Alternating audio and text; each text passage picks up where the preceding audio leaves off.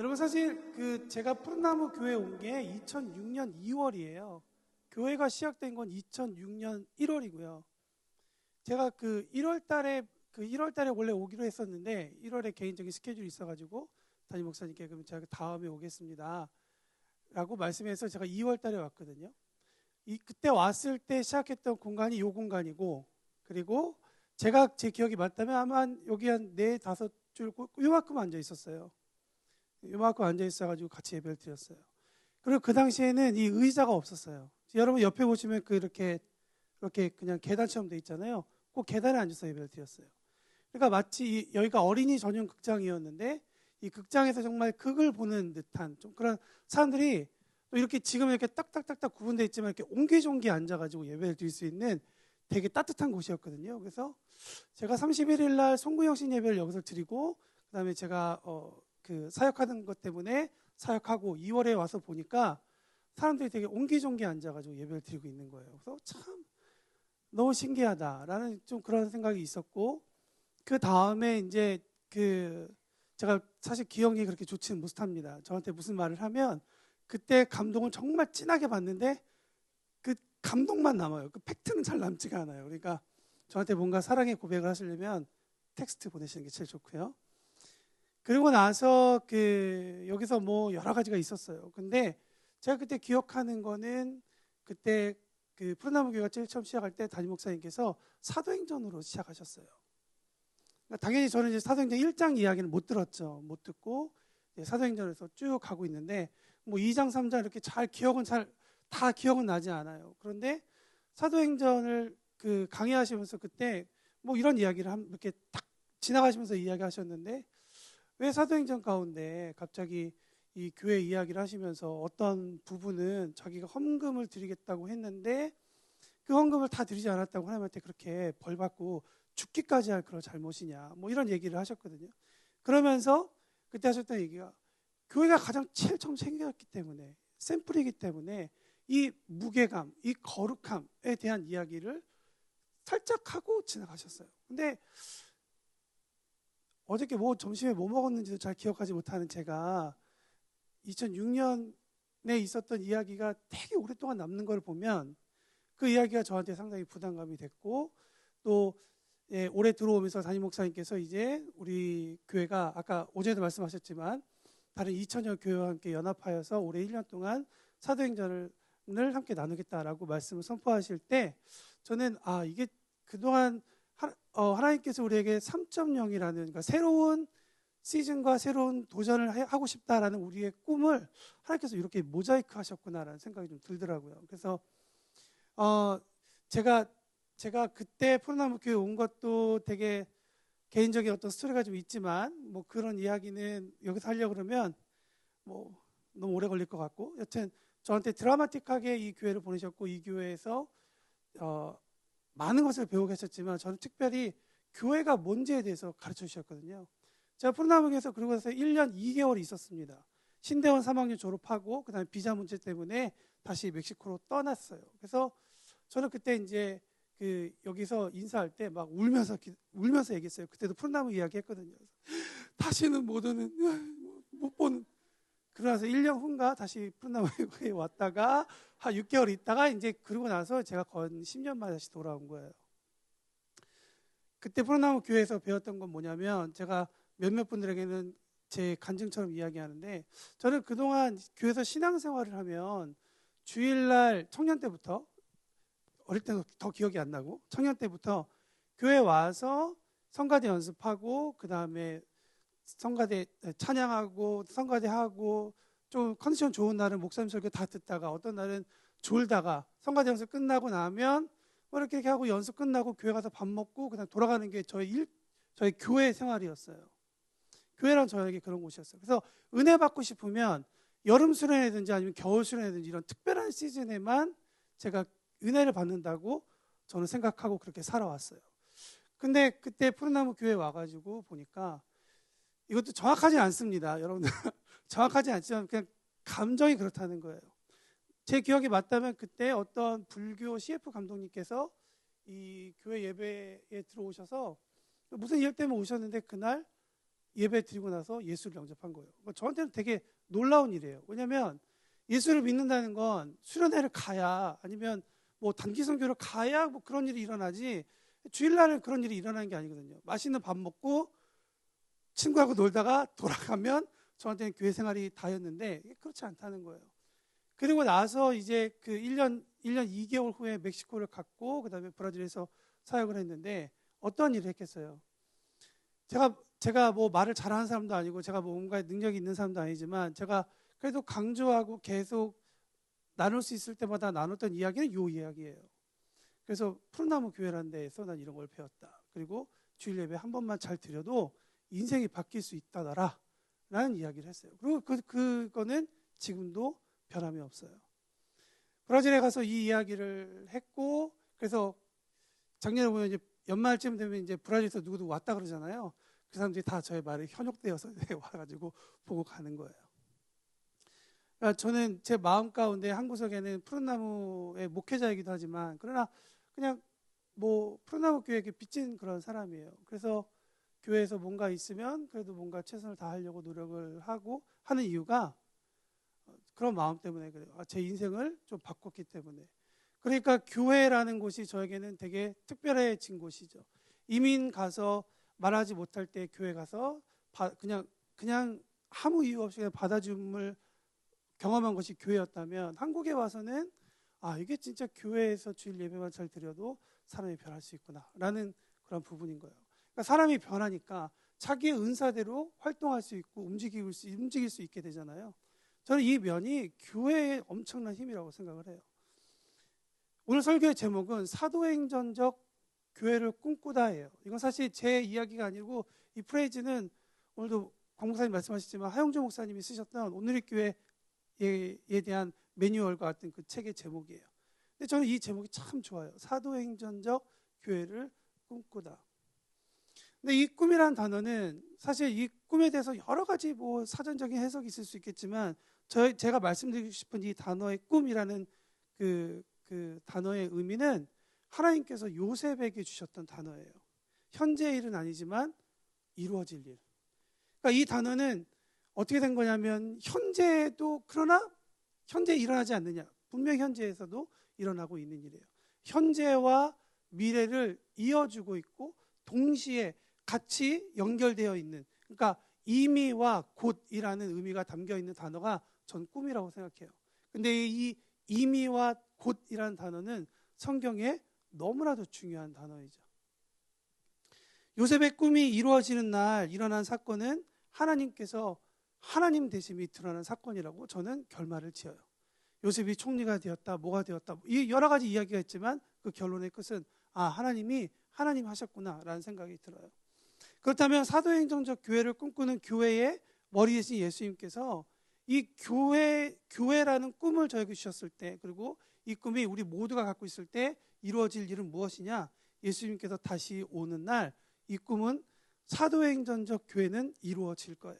그러나 그가 다시 오실 때까지 말씀드렸지만 이것이 교회이구나라고 하는 현재에서도 계속 이 일은 만들어져 가고 있는 거예요. 그러니까 교회는 완성형이기도 하지만 또한 현재 진행형이기도 해요. 이 세상에 완전한 교회가 없다는 얘기는 이런 의미에서 이야기하는 것이지만 그러나 교회가 온전한 곳이다라고 이야기할 때는 또한 이미와 이 이야기를 말씀을 드리는 거예요. 이미와 곧이라는 그런 의미이죠. 그렇기 때문에 교회가 다시 오시는 날 이것이 교회이구나라고 사람들이 알게 되고 하나님께서 하나님 되심 그리고 예수님이 그리스도가 되심을 드러나는 그러한 그 사건을 마침내 교회를 통해서 알게 될 터인데 그렇기 때문에 교회에서는 다시 오실 주님과 주님의 시간과 때를 알려주는 것이 너무나도 중요해요. 그래서 저는 교회는 시계라고 생각을 해요. 여러분 시계의 역할은 무엇이죠? 시계 역할 요즘엔 좀 많아요. 휴대폰도 전화통화만 잘 되면 되는데 전화통화만 잘 된다고 해가지고 전화가 되지 않아요. 근데 이 통화가 안 되면 완전히 무용지물이듯이 시계의 역할도 마찬가지라고 생각해요. 시계의 역할은 뭐죠? 시간을 정확하게 알려주는 게 중요해요. 정확하게. 시간을 알리는 일 외에 이 시기에게 투자되는 것은 무엇이냐면 그거는 사치라고 생각해요. 이 시계가 잘 돌아갈 수 있도록 이 시계가 뭐 오래돼서 조금 느리게 돌아가면 계속 말도 안 되는 투자를 계속 해야 되는 이유는 정확한 시간을 이 교회를 통해서 이 시대의 시간과 때를 알려주기 위해서라는 말인 거죠. 아까 담임 목사님께서 오전에 교회 여러 가지 별칭 중에 별칭을 설명하셨는데 그 중에 하나가 교회 행전이라고 말씀하셨죠. 여러분, 교회 이야기는 이 사도행전이 처음에 등장한 교회 이야기가 시작되는 곳이 바로 사도행전입니다. 그래서 우리가 이 교회를 알아가는 것이 중요하고 어떻게 이해하느냐가 되게 중요해요. 우리는 교회 안에 있죠. 그리고 청년교회, 제가 제일 처음에 왔을 때 청년들이 저한테 물어봤던 질문이 있어요. 청년교회의 사역의 목적은 무엇이냐? 청년교회는 무슨 교회냐? 저는 청년들 그런 거 물어보지 않았거든요.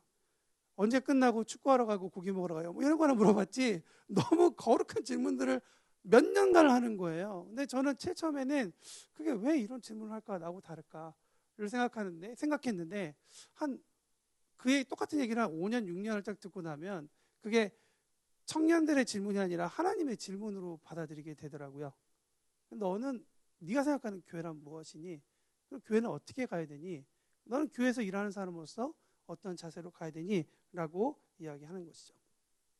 오늘 1장 1절부터 11절의 말씀을 통해 교회에 대해서 오늘 본문이 이야기해 주는 만큼만 교회에 대해서 함께 나누기를 원합니다. 우리 1절부터 11절까지 제가 아름다운 목소리로 시간이 없으니까 읽어드릴게요. 데빌로여, 내가 먼저 쓴 글에는 무릇 예수께서 행하시며 가르치기를 시작하신부터 그가 택하신 사도들에게 성령으로 명하시고 승천하신 날까지의 일을 기록하였노라. 이게 누가복음의 이야기입니다. 그가 고난받으신 후에 또한 그들에게 확실한 많은 증거로 친히 살아계심을 나타내사 40일 동안 그들에게 보이시며 하나님 나라의 일을 말씀하시니라. 사도와 함께 모이사 그들에게 분부하여 이르시되 예루살렘을 떠나지 말고 내게서 들은 바 아버지께서 약속하신 것을 기다리라. 요한은 물로 세례를 베풀었으나 너희는 몇 날이 못되어 성령으로 세례를 받으리라 하셨느니라. 이게 누가복음 마지막 장 이야기입니다. 그들이 모였을 때 예수께 여쭤 이르되 주께서 이스라엘 나라를 회복하심이 이때니까 하니 이르시되 때와 시기는 아버지께서 자기의 권한에 두셨으니 너희가 알 바 아니요 오직 성령이 너희에게 임하시면 너희가 권능을 받고 예루살렘과 온 유대와 사마리아와 땅끝까지 이르러 내 증인이 되리라 하시니라. 이 말씀을 마치시고 그들이 보는데 올려져 가시니 구름이 그를 가리어 보이지 않게 하더라. 올라가실 때 제자들이 자세히 하늘을 쳐다보고 있는데 흰옷 입은 두 사람이 그들 곁에 서서 이르되 갈릴리 사람들아 어찌하여 서서 하늘을 쳐다보느냐? 너희 가운데서 하늘로 올려지신 이 예수는 하늘로 가심을 본 그대로 오시리라 하였느니라. 여러분, 오늘 사도행전 1장 1절에서 11절에 우리에게 교회에 대해서 세 가지를 이야기한다고 저는 생각합니다. 첫 번째, 교회에는 어떤 일이 일어나야 되냐면 하나님 나라의 일이 일어나는 것이 교회예요. 다 너무나 당연하죠. 그죠? 그래도 한번 선포해 볼까요? 교회는 하나님 나라의 일이 이루어지는 것이다. 3절 말씀에 보면 그가 고난을 받으신 후에 또한 그들에게 확실한 많은 증거로 친히 살아계심을 나타내사 40일 동안 그들에게 보이시며 하나님의 나라의 일을 말씀하셨다라고 이야기해요. 40일 동안 무슨 일을 하셨다고요? 하나님 나라의 일을 하셨다라고 이야기를 해요. 이 40일 동안 이 사람들이 전부 다 이렇게 한 곳에서 있던 곳은 아니에요. 근데 예수님께서 제자들이 계신 곳을 계속 방문하시면서 이 40일 동안 아마 비슷한 이야기, 같은 이야기를 하셨던 것 같아요. 예수님께서 어떤 이야기를 하셨는가를 생각해 보면 여러분, 하나님 나라를 생각할 때 우리가 그러면 하나님 나라는 뭐지? 라고 생각을 하면 아주 간단한 공식이 있어요. 뭐냐면 예수님께서 나와 아버지는 하나다라고 얘기하시니까 예수님께서 하신 일이 곧 하나님께서 하신 일이고 예수님께서 만드셨던 그 나라가 하나님의 나라라는 것을 우리는 알 수 있어요. 그러니까 예수님께서 어떤 하나님의 나라가 뭐야? 라고 이야기하실 때 여러분 우리가 쉽게 복음서에 가서 그 복음서를 읽어보면 여러분들 하나님이 원하시는 하나님께서 말씀하시는 하나님의 나라에 대해서 알 수가 있습니다. 복음서에서 행하신 일들을 되돌아보면 어떤 일을 하셨는가? 누가복음 19장 10절에 이런 말씀이 있습니다. 인자가 온 것은 잃어버린 자를 찾아 구원하려 함이라. 여러분, 예수님께서 많은 일을 하셨지만 그 한 줄로 정리하면 이런 말씀이래요.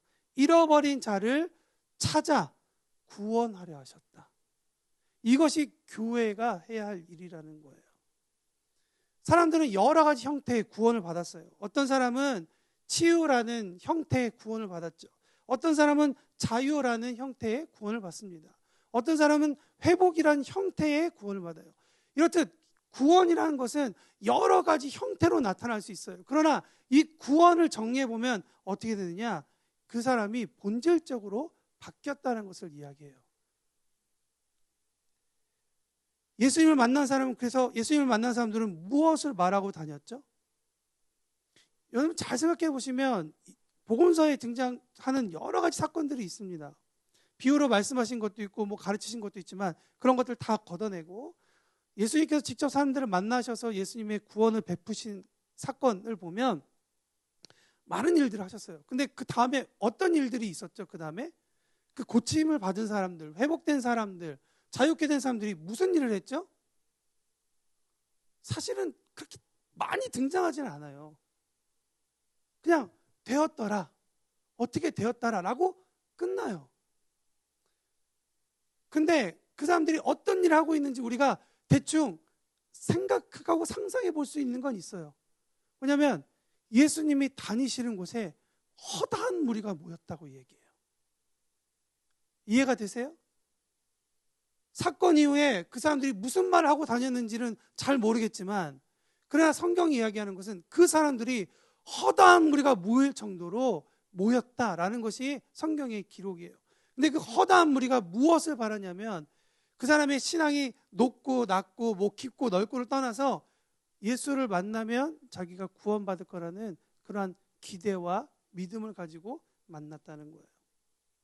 여러분, 교회는 어떤 곳이냐면 이런 예수님을 만났더니 구원을 받았다라고 하는 이야기, 그 이야기가 전해지는 곳이고 그것에 대해서 더 알고 싶어서 모이는 것이 교회인 거예요. 성경 공부하는 건 목사들이 우리가 좀 배웠으니까 당신 좀 가르쳐 줄게 라는 의미가 아니라, 아니면 당신들이 이 코스웍을 해야 뭐 1대1 제자교육을 끝내야 그래도 적어도 신앙생활 좀 한 거 아니야? 라고 인정받기 위함이 아니라 교회의 도전인 거예요. 우리 조금 더 주임을 좀 합시다. 왜냐하면 나도 예수님에 대해서 안다고 하지만 나도 내 행위 가운데에서 그분을 완전히 닮지 못했기 때문에 여러분들 실족하는 일이 있고, 교회 안에 우리가 이런저런 일들로 실족하는 사람들이기 때문에, 우리가 그런 연약한 사람이기 때문에 다 같이 주님을 공부합시다. 다 같이 합시다. 주님에 대해서 이야기합시다.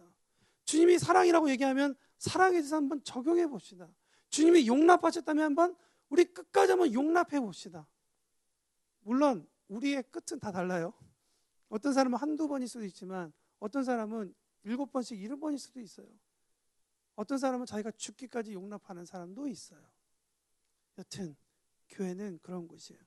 하나님 나라는 그분 예수님을 만났더니 내 능력치와 상관없이 구원받는 일이 아주 자연스러운 그런 나라다라는 것을 배우는 것이 이 교회인 거예요.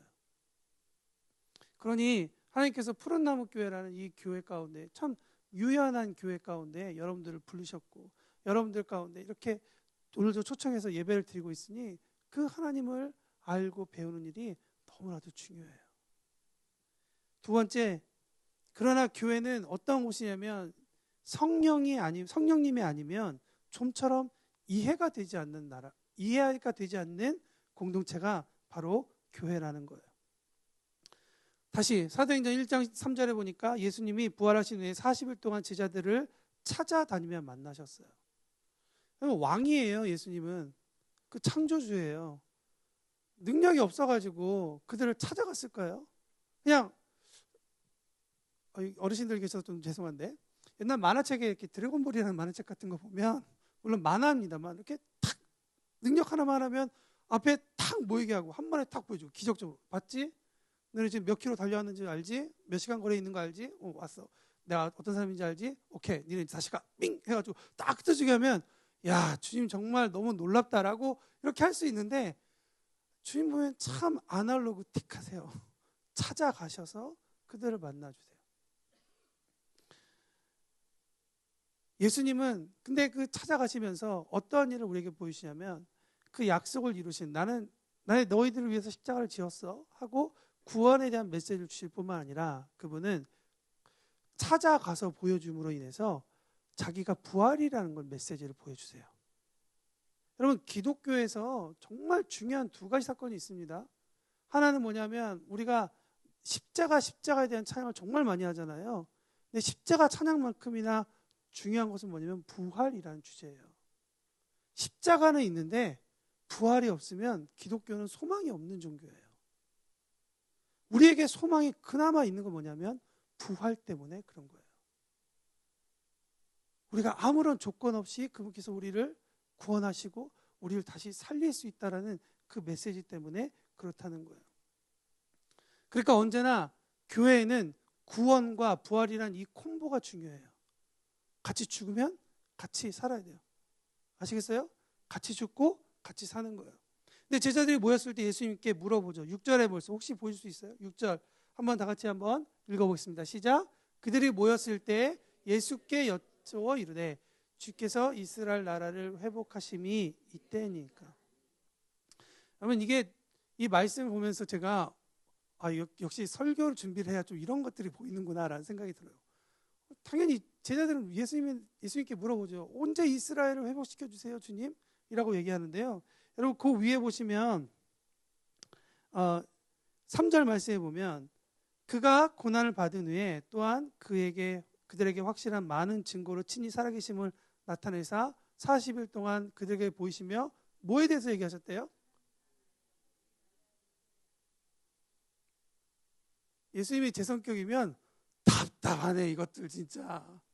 40일 동안 하나님 나라에서 얘기하고 있는데 제자들은 이스라엘의 회복이 언제입니까? 라고 얘기해요. 가끔 여러분 그래요.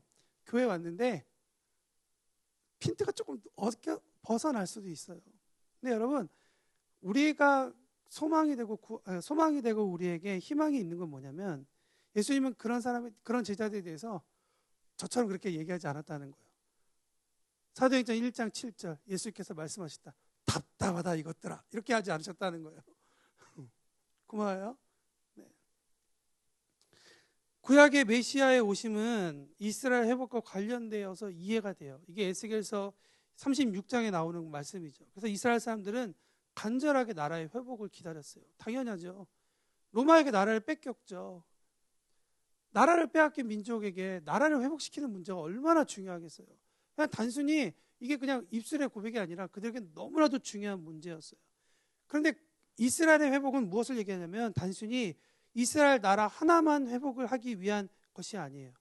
아브라함 때로부터 믿음을 통해 이방인이었던 아브라함이 선택받아 믿음으로 하나님의 자녀가 되었듯이 이스라엘 회복을 통해서 결국 온 인류의 회복이라는 하나님의 중요한 메시지가 흐르고 있는 거예요.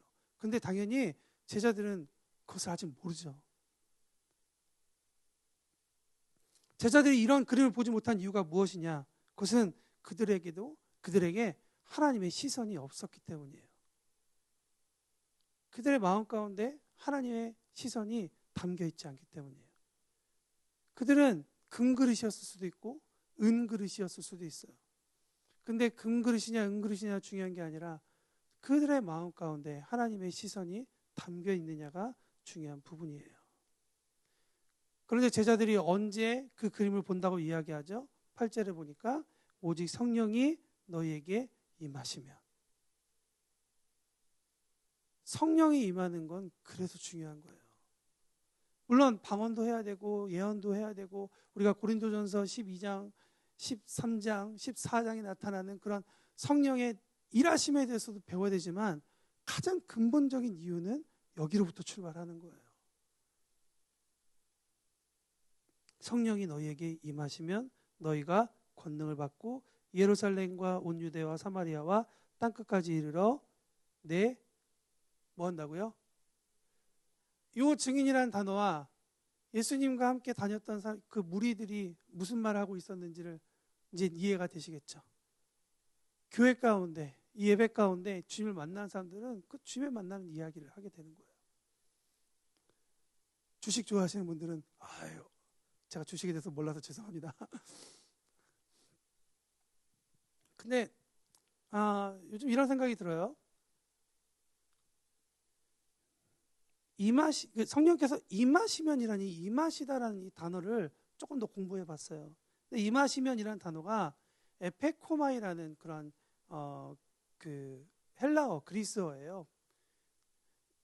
그 그리스어를 공부할 때 끝에가 뭐뭐마이 이런 식으로 끝나면 우리나라 지금 우리가 잘 쓰고 있는 그 문장 가운데 등장하지 않지만 중간태라는 의미예요. 수동태도 아니고 능동태도 아닌 그런 중간태라는 그런 의미를 가지고 있어요. 근데 이게 무슨 뜻을 가지고 있냐면 잇따라 일어나고 다다르게 되고 임박하게 되고 공격하게 된다는 거예요. 성령이 임하신다는 게 참 이게 중간태적인 의미인데 그분이 공격한대요.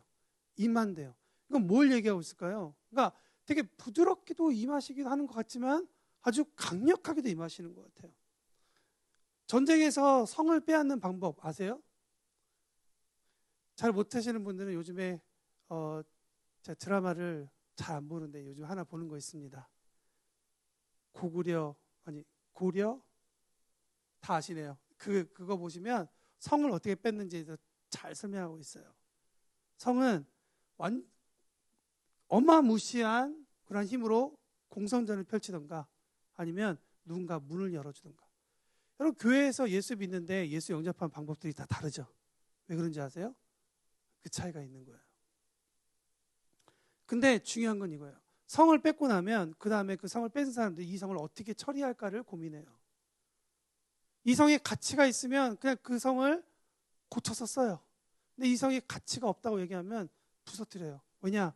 자기 적군이 거기에 또 요새를 차리고 공격할지 모르니까. 가치가 없는 성들은 다 그렇게 부셔버리는 거예요. 근데 성령님께서 우리를 어떻게 한다고요? 공격하신대요. 공성전처럼 임하신대요. 강하게 임하신대요. 근데 임하시고 난 다음에 우리 어떻게 하신대요? 어떻게 하신대요? 다 부서뜨린대요. 너는 사회에서 너는 그저 그러니까 너는 그냥 다 없애주고 너는 사회에서 좀 성공했으니까 너 좀 남겨줄게. 주님께서 그러세요? 그러지 않아요. 주님의 약속은 우리가 잘 알고 있는 것처럼 성령을 받으면 권능을 받는다고 이야기를 하세요. 그러니까 성령을 받는 것과 나의 어떠한 삶의 태도와 조건은 아무런 상관이 없어요. 그냥 그분은 사랑 때문에 우리에게 엄청난 대가를 치르셔서 우리 삶 가운데 그냥 확 덮치시는 거예요. 이건 제 판단이고 제 이야기지만 조금 마음이 여린 사람한테는 부드럽게 오시고 조금 마음이 좀 강박한 사람한테는 아주 그냥 대규모의 전쟁을 통해서 그 사람의 인생을 완전히 바꿔버리시는 거죠. 사도 바울처럼. 권능을 받는다고 하는데 권능은 우리가 아는 그 헬라어 단어 두나미스라는 단어입니다. 힘이라는 단어이고 능력이라는 뜻이고 강력하고 전능하고 놀랍다라는 의미를 가지고 있어요. 여러분 이 두나미스는 왜 필요하냐면 증인이 되는데 필요한 거예요. 여러분 어떤 이야기를 끝까지 하려고 하는데 다른 사람들이 다 무시하는 때도 있죠. 내가 뭔가 이야기하고 싶은데 막 무시당해. 그때 필요한 건 뭐예요? 내 말 안 듣나 보다 하고 딱 하면 거기서 더 이상 얘기는 이어지지가 않는 거예요. 근데 끝까지 이거 맞는데? 이거 정말인데? 라고 하려면 마음 가운데 뭐가 필요해요? 힘이 필요해요. 능력이 필요해요. 거기에 이것이 정말이구나라고 하는 그 펼쳐지는 원더풀한 띵이 필요한 거예요. 그게 두나미스라는 그러한 단어인 거죠. 그래서 이 두나미스를 권능을 받는 사람들을 주님께서 어떻게 만드시겠냐고 얘기하냐면 그를 증인 삼겠다고 얘기해요. 증인이라는 단어는 법적인 단어입니다. 증인이라는 단어는 감정의 단어가 아니에요. 증인이라는 단어는 이 단어는 그냥 우발적인 그런 단어가 아니라 이거는 그냥 팩트를 이야기하는 거예요. 경험했으면 경험한 것을 이야기하는 거예요. 하나님께서 나에게 은혜를 주시는 이유는 그 은혜를 세상 가운데 너의 언어와 너의 행동과 너의 삶으로 알려줘라라고 얘기하는 거예요. 왜냐하면 우리가 만나는 사람이 어떤 사람인지 모르기 때문에 그래요. 여러분, 혈류병을 앓았던 여인이 그 혈류병을 앓는 동안 저 혈류병 얻었어요. 저 맨날 피나요. 피가 멈추지 않아요. 라고 자신 있게 얘기했겠어요? 귀신 들린 아들을 가지고 있는 어미가 내 새끼 귀신 들렸어 라고 얘기하겠어요? 마음 가운데 심한 고통과 아픔이 있는 사람이 나 그래요 라고 자신 있게 얘기할 수 있는 사회예요? 그렇지 않다는 거예요.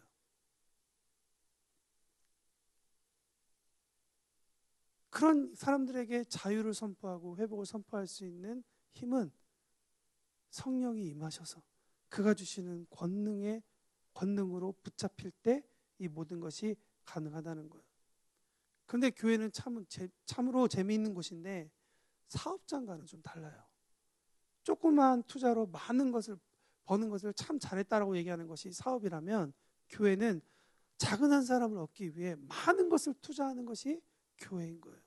그러니까 교회는 늘 답답하죠. 늘 말도 안 되는 일인 거죠.